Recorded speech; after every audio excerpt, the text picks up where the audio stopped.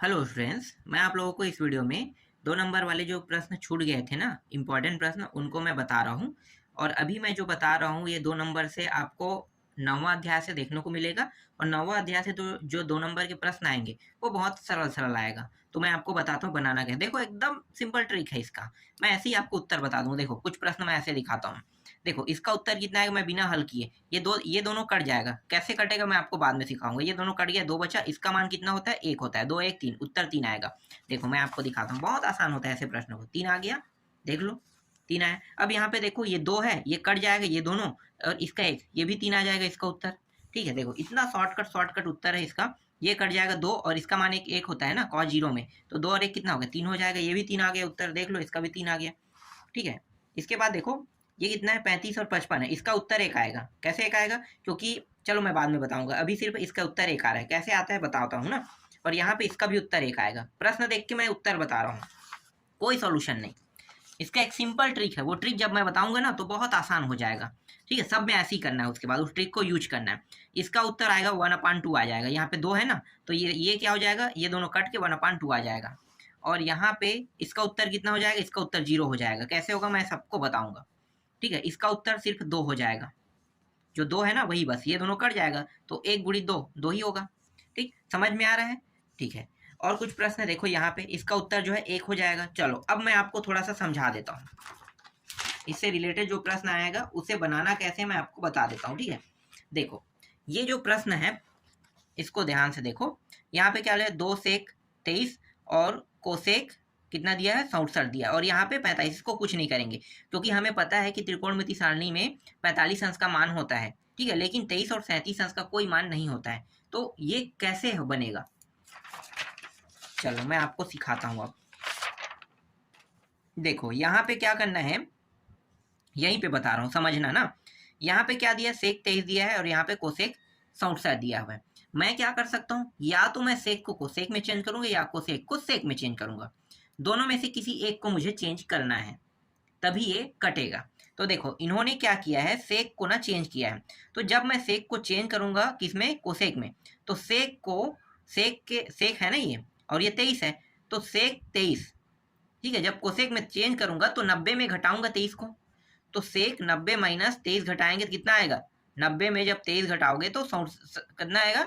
23 आएगा ना। तो उसको क्या करोगे? इस तरह से हम लिखेंगे, 90 माइनस 67। याद रखना, ये इसका फैक्ट है। ये प्रश्न में आपको ऐसे ही करना है। क्या करना है? 90 माइनस 67 कर देना है। अब ये क्या बन जाएगा? ये जो बन जाएगा, ये सेक से क्या होगा? कोसेक होगा, तो 67 बस को हम उठाएंगे यहाँ से, तो क्या हो जाएगा? सेक 67 हो जाएगा। पीछे का मान देखो, ये सेक है, ये कोसेक 67 हो जाएगा। तो यहाँ पे बचे क्या? 2 बचेगा, कोसेक 67 और कोसेक, कोसेक कोसेक 67 में कट गया। कैसे? देखो, एक दो प्रश्न में आपको समझ में आ जाएगा। इसका एकदम सिंपल ट्रिक होता है। ये देखो, ये दोनों कट गया कोसेक बन के। ठीक है, ये 2 है और 1 है, कितना हो गया? 3 हो गया। सिंपल। देखो, इसको क्या करना है? यहाँ पे 10 और कॉट है, इसका मान तो होता है ना 45 में 1 होता है, तो इसे कुछ नहीं करेंगे। पर इसका जो मान है ये नहीं होता है, 67 और 23 नहीं होता है, तो यहाँ भी वही तरीके उपयोग करेंगे। आप चाहो तो 10 को हल करके करो, या कॉट को चेंज करके करो। ठीक है, दोनों में से किसी एक को लेना है। तो यहाँ पे 10 को क्या करते हैं? 10 को चेंज कर लेते हैं। तो 10 को चेंज करेंगे तो 10 90 माइनस कितना करेंगे? इसको घटा देंगे। 90 माइनस 10 क्या लिखेंगे? 10 रहेगा, 90 माइनस कितना कर देंगे? 67 को जब घटाएंगे 23 आएगा ना, तो 90 माइनस 23 लिखना है, 67 नहीं लिखना है। क्या लिखना है? 90 में घटाओगे तो 23। देखो यहाँ पे लिखा है 90 माइनस 23 अपान कितना हो गया? कॉट 23। ठीक है, यहाँ पे दिया हुआ है, तो ये क्या चेंज हो जाएगा? कॉट 23 में। देखो, कॉट 23 ये कट गया। एक दो प्रश्न में समझ में आया? नहीं आया? चलो एक और देख लेते हैं। एक बार इसे समझ गए ना तो गारंटी है यहाँ से जो भी प्रश्न है वो बन जाएगा। एक बार बस समझना है तुम्हें, और ज्यादा नहीं। देखो, यहाँ पे क्या करेंगे? इस कॉस 67 को चेंज करेंगे। कॉस को किस में चेंज करेंगे? तो कॉस 90 माइनस कितना लिखेंगे?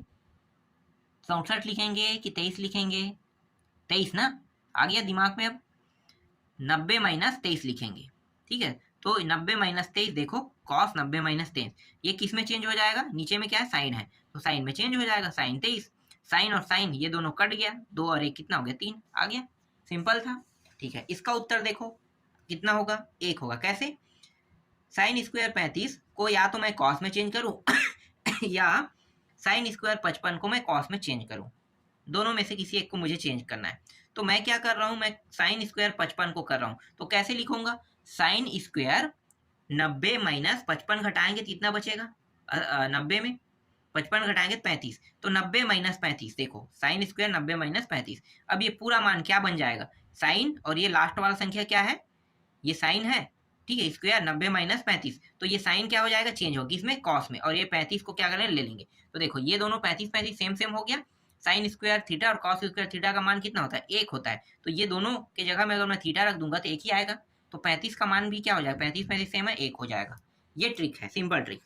इसका भी आपको अब समझ में आ गया कैसे बनेगा, तो अब मैं आपको बताऊंगा नहीं, इसका उत्तर 1 आएगा, मैंने बता दिया कैसे आएगा, पता चल गया। यही सबसे बड़ा डाउट होता है, मतलब सबसे बड़ा जो दिक्कत होता है वो यहीं पे होता है, बस इसे समझ जाओ ना तो सब प्रश्न बन जाएगा।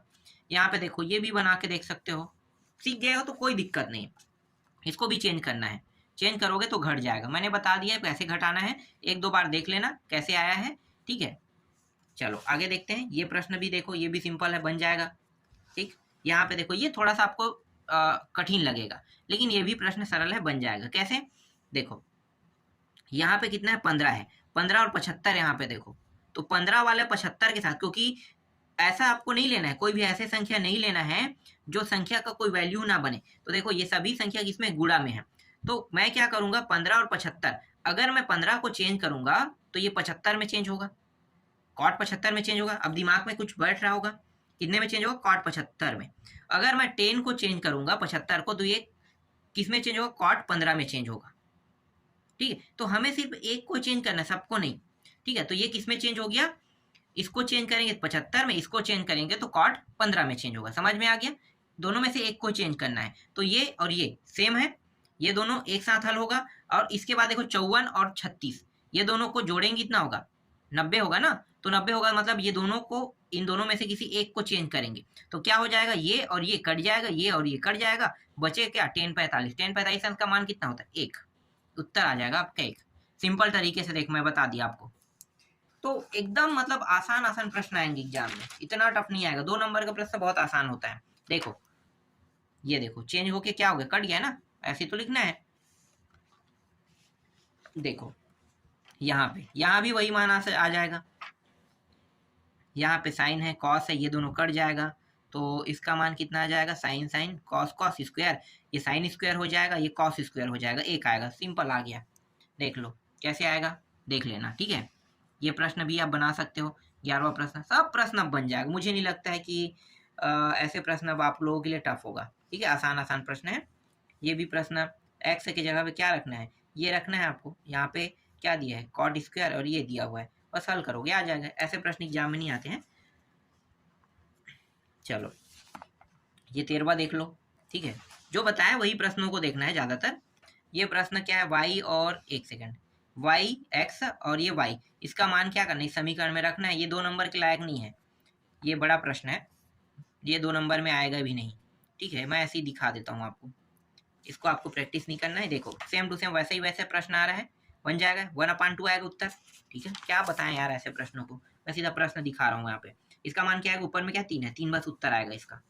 इसके बाद देखो इसका मान कितना आएगा, इसका मान 1 आएगा, पता चल गया होगा, वही इसका भी मान 1 आएगा, देख लो।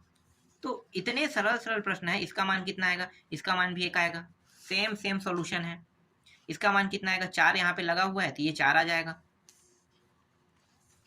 और ये सब दिखाने की अब जरूरत नहीं है, ये सब ऐसी प्रैक्टिस के लिए था, ठीक है।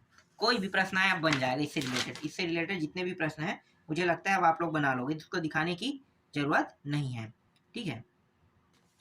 1-2 प्रश्न चलो दिखा भी देता हूँ। ये 2020 में आया था ये वाला प्रश्न, और ये वाला प्रश्न आया था 2020 के 20 में। देख लो जो मैंने बताया, अगर वो ट्रिक आपको समझ में आ गया होगा तो आप लोग बना लोगे। चलो टाइम वेस्ट नहीं करेंगे, 2-4 प्रश्न बस आपको प्रैक्टिस करना है और पूरा प्रश्न बन जाएगा। अब ये 3 प्रश्न इसमें है, 3 टाइप के प्रश्न देखेंगे, बस दो टाइप है मुख्य रूप से, पर मैं कहूँगा उसे 3 टाइप कहेंगे तो ज़्यादा अच्छा रहेगा। देखो इसमें क्या पूछा है, माध्यिका ज्ञात कीजिए। माध्यिका ज्ञात कीजिए। माध्यिका कैसे निकालते हैं, यहाँ पे जो संख्या है ना इसको क्रम से जमा लेंगे, पहले सबसे छोटे फिर बड़े, उससे बड़े, उससे बड़े, इस तरह से जमा देंगे। जमा दिए, कितना है 1 2 3 4 5 6 7, तो 7 है तो n का मान कितना आ गया 7 आ गया। और ये संख्या 7 है मतलब ये सम है कि विषम है, n का मान 7 आ रहा है, सम है कि विषम है, विषम संख्या है। विषम संख्या है तो आपको ये सूत्र लगाना है n+1/2, ठीक है, n+1/2 लगाना है। n का मान कितना है 7, 7 और 1 कितना 8, 8/2 कर दो तो 2 क्या करेगा 8 को भाग कर 4 आएगा। चौथा पद में कौन मान बैठे हैं 38, उत्तर क्या होगा 38। माध्यिका निकल गया। एक प्रश्न और देख लेते हैं माध्यिका से।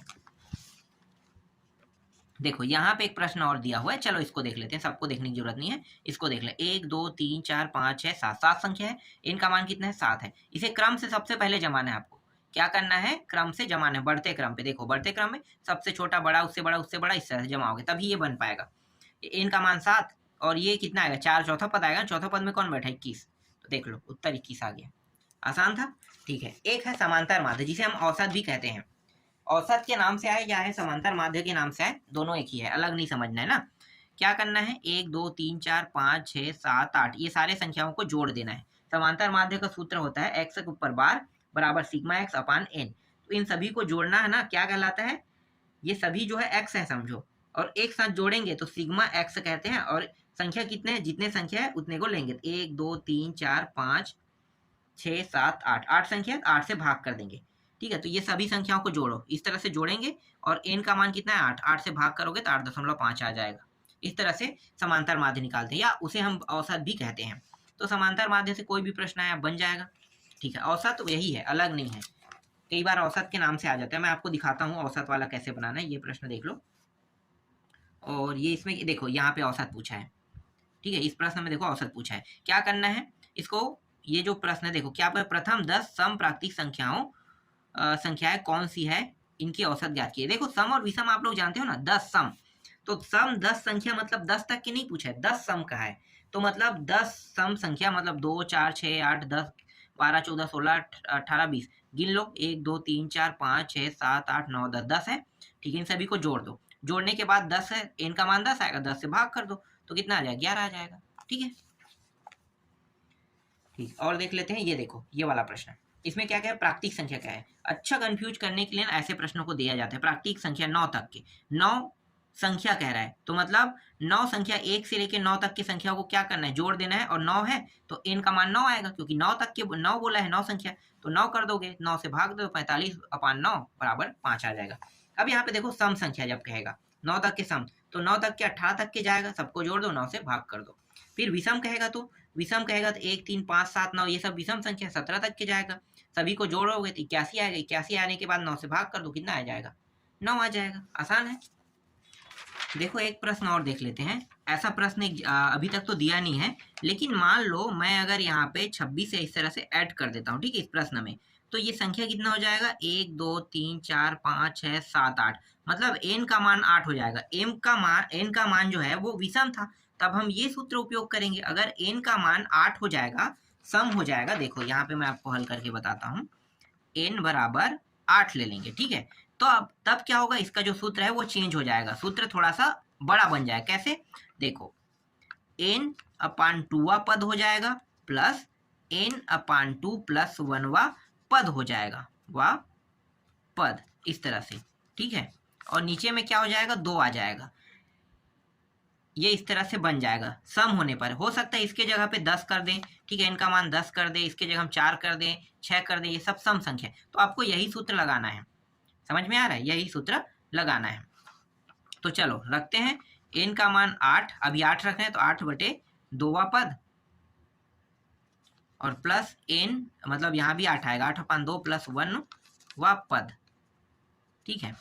ये कितना हो जाएगा, चौथा पद हो गया, प्लस ये 4 + 1 पांचवा हो जाएगा ना, तो चौथा पद और ये पांचवा पद, 4 और 5, तो देखो चौथा और पांचवा में कौन सा मान है 1 2 3 4, चौथा में 22 रखो, प्लस पांचवा में देखो 23, ठीक है, पांचवा में 23, दोनों को जोड़ दो तो ये हो गया 5 और ये 4, 45 आ गया। तो इसका उत्तर क्या होगा, यहाँ पे और एक चीज़ और है, नीचे में 2 था ना, 2 मैं लिखना भूल गया था, यहाँ पे सबके नीचे में 2 था, 2 को यहाँ पे ऐड कर देंगे, 2 से अब इसे भाग कर दो, 2 दूनी 2 दूनी और 2 पंचे 22.5 क्या है इसका उत्तर हो जाएगा।